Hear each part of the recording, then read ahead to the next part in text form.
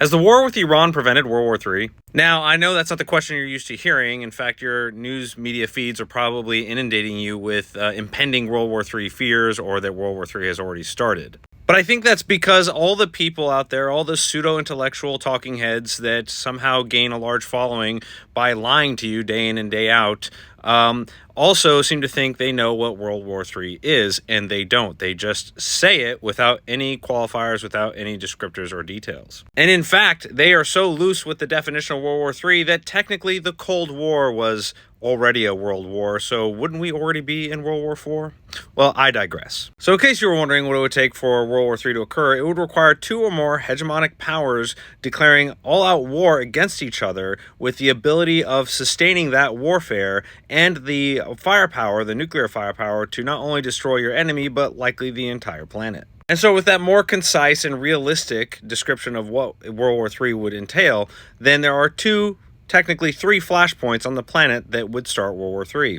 One is a war started between Russia and NATO, a war started on the Korean Peninsula, or rather a hot continuation of that war as it has never ended, or a war over Taiwan. Now, we already know that Russia does not want this smoke, so they are continuously trying to hold on to the territory that they've gained while maintaining a war footing, but not so close as to engage a NATO country directly, opening up that potential door. And we also know that the North Koreans do not want an actual war. They are designed around regime survivability, which is why they have a continuous proverbial gun to the heads of everyone that lives in Seoul. And what I mean by that is they have the largest artillery capability all dialed in on Seoul, and if we were to, for whatever reason, go to war with North Korea, they would fire such a salvo into Seoul that they could easily kill 1 to 5 million people in about an hour. Not to mention the suspected fact that they might have nuclear weapons. Even though there is no actual hard evidence to show that,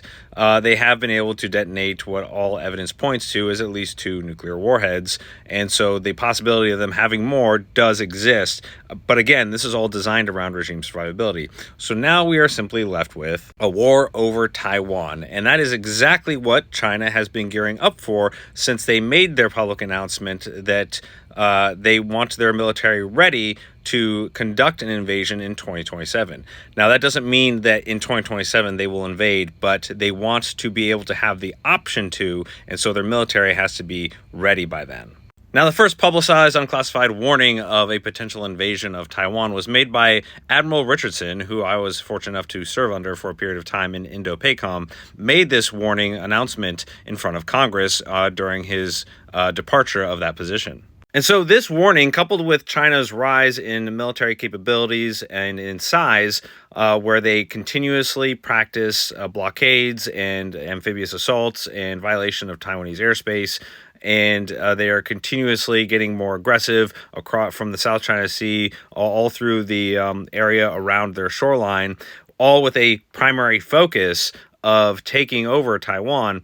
You basically come away with the fact that you must believe them, and that's kind of that's the focus of the U.S. military, basically to take our adversaries at their word. When they tell you who they are, believe them. Now, I know that sounds extremely simple, but when you have, like, for example, the IRGC constantly claiming for the last 40 years that they are going to destroy Israel, and then building up a ballistic missile capability in the tens of thousands of numbers, and having ballistic ready launchers, and constantly pushing the envelope on what they can get away with regards to developing a nuclear weapon, well, then you have to take them at their word and believe that once they achieve this accomplishment, that they're going to actually launch an attack. So the attack on Iran has sent a decisive and distinct message to this man right here, who will decide the fate of the entire planet, that maybe they are not ready to take on the U.S. military and her allies. Consider what this attack on Iran has done so far. While it is a regional war within the Middle East, where we have completely destroyed their leadership and decimated their air force, their navy, much of their ground capabilities, all of this has been within the last just 2 weeks. The U.S. and Israel have been unstoppable. We now have air superiority, air supremacy over this entire country of Iran. But because it sits next to and arguably the linchpin of the global economy as far as energy is concerned, the Strait of Hormuz, that has had global ripple effects that have sent out to every country and every person on this planet by way of prices, because our prices are going to fluctuate. They're going to go up. It's going to be more strenuous on the global economy. And in response, instead of these countries coming out against the U.S., they have actually come out against Iran, not only their neighbors, but pretty much the entire globe, because there was a Security Council resolution condemning the IRGC, and it was co-signed by an additional 135 countries. And in fact, Iran's allies, the only two they had, China and Russia, they abstained. They didn't vote no, they didn't vote yes, but they have basically walked away from Iran. And let's not even forget what we did in Venezuela when we abducted their de facto leader in a matter of 1 hour. We utilized skills, capabilities, and technology that China just does not have, neither does Russia for that matter. And then we did that again at a much larger scale in Iran, as we did that decapitation strike with follow-on strikes of upwards of probably at 20,000 now.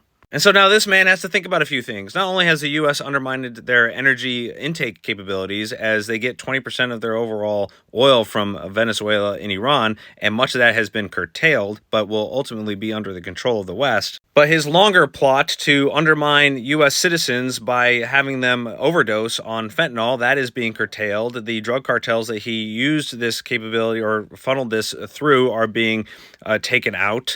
China has been pushed out of the Panama Canal for all intents and purposes. This image behind me is an example of the long lines that are currently happening in and around China because they are afraid that they are no longer going to have any gas for their vehicles. So now China is facing a resource constraint. All his top generals have been fired by him because he seems to not be able to trust them.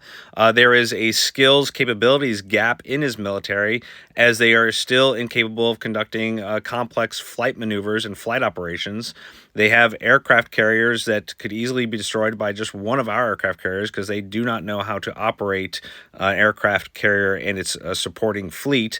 And then there's the technology piece where they lent their air defense capabilities to Venezuela. They lent their air defense capabilities to Iran, all which were completely melted, basically, were crushed by U.S. superior technology and capabilities. So all of this is weighing negatively on his decision-making calculus. Now, before all of this occurred, I was already making assessments that there's no way that they would be ready by 2027. At best, initially operational capable, as in they could go and they could start to take over Taiwan, but they would ultimately fail because of the lack of training, technology, and everything else I listed.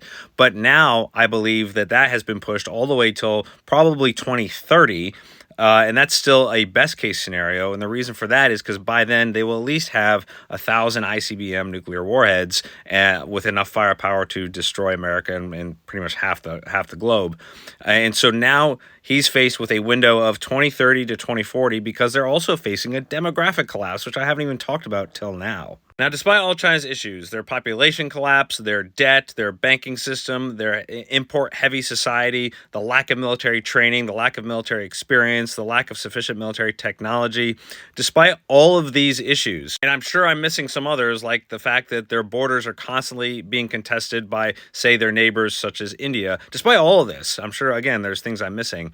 The question still remained, would they make a move on Taiwan in 2027? And prior to the Trump administration, everyone was saying that they would still likely do it because they felt more confident that they could take on or push back or hold off U.S. military involvement and be successful than not. And I think part of that problem was the fact that everybody, for whatever reason, believed that the U.S. military, despite the fact that we are everywhere and that we dominate every enemy we come in contact with, saw us as weak. Maybe that was due to the perception of the prior administration or just constant talking heads again saying how how fragile we are for whatever reason. They are now seeing in real time and on full display the U.S. military's capabilities and might, and I wouldn't be surprised if this is putting second thoughts into his decision-making calculus that maybe he doesn't want to end the world after all. I am the Intel Guy, dispeller of fearmongers and those World War III sycophants, but I'm curious as to what your thoughts are on this. Am I right? Am I wrong? Let me know in the comments. Have a good day.